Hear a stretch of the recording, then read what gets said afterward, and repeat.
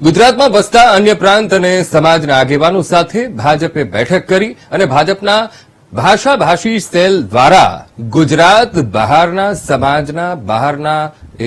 આગેવાનો સાથે કમલમમાં બેઠક કરી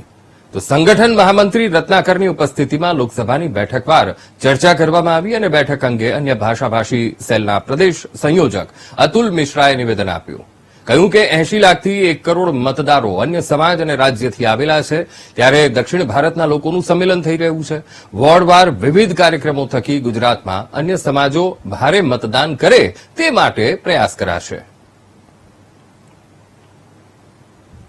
ગુજરાત ભારતીય જનતા પાર્ટી અન્ય ભાષાભાષી સેલ તરફથી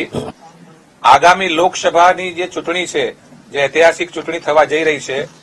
એમાં ગુજરાતમાં વસતો જે અન્ય ભાષી એટલે કે અન્ય પ્રાંતના લોકો જે ગુજરાતમાં વસે છે એ લોકોને જે અમારું સંગઠન છે એના માધ્યમથી દરેક લોકસભા સહ અમારે કાર્યક્રમો કરવા, વોર્ડના બૂથ સુધી જે આપણા પ્રદેશ પ્રમુખ સી.આર. પાટીલજીની પહેલ છે કે દરેક લોકસભા સીટ 5 લાખ મતોથી વધારે જીતવાની છે, એમાં અન્ય ભાષાભાષી સેલ જે અન્ય પ્રાંતના લોકો વસે છે એમને પણ એક્ટિવેટ કરી અને એમનું મોટું મતદાન બપોર પહેલા થઈ જાય એ પ્રમાણેના કાર્યક્રમોનું આયોજન કરવા માટે આજની મુખ્ય બેઠક મળી છે.